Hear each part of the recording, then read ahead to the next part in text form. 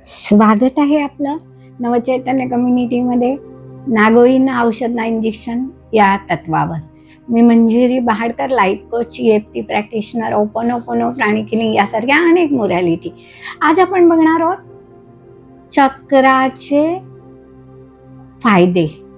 आता बघा, जे 7 चक्र आहेत, मूलाधार चक्र संतुलित नसेल तर तो माणूस चिडचिड करणारा असतो. त्याला अनेक आजार होण्याची शक्यता असते, कारण त्याचं रूटच बरोबर नाही, मूळच बरोबर नाही.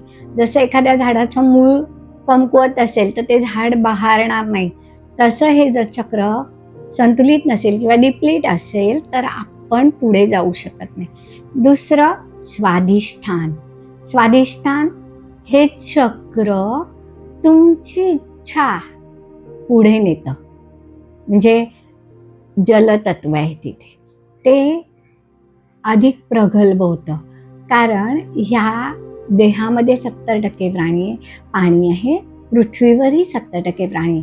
त्यामुळे स्वाधिष्ठान चक्र हे ब्रह्माचं स्थान आहे आणि ब्रह्म इथे जाणलं जातं. तिसरं चक्र मणिपूर. हे मणिपूर चक्र अग्नितत्व. तर अग्नी किती महत्वाचा आहे तुम्हाला माहिती आहे. जर अग्नी प्रज्वलित झाला नाही तर आपल्याला काहीच करता येणार नाही, जेवण सुद्धा मिळणार नाही. तर ह्या मणिपूर तत्वाचं जे अग्नितत्व आहे ते आपली पूर्ण डायजेस्टिव्ह सिस्टीम, म्हणजे आपली जी अंतर्ऊर्जा आहे ती वाढवतो. त्याच्यानंतर अनाहत किंवा हृदय चक्र, हे तर महत्वाचं आहे. बघा, जे काही आपण आहोत ते या अनाहतमुळे होत, आपली फ्रिक्वेन्सी या अनाहतावर ठरते.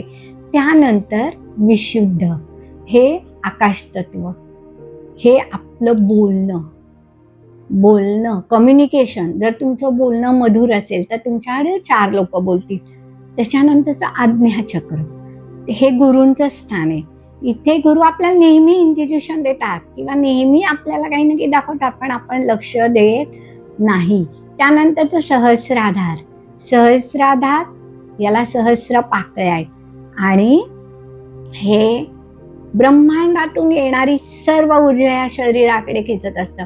आणि ही जर सर्व चक्र आपण संतुलित केली तर बघा, आपली बुद्धिमत्ता वाढते, आपली काम करण्याची क्षमता वाढते, आपल्याला यश हवं असतं, नाव हवं असतं, खूप पैसा हवा असतो, भरपूर काही हवं असतं.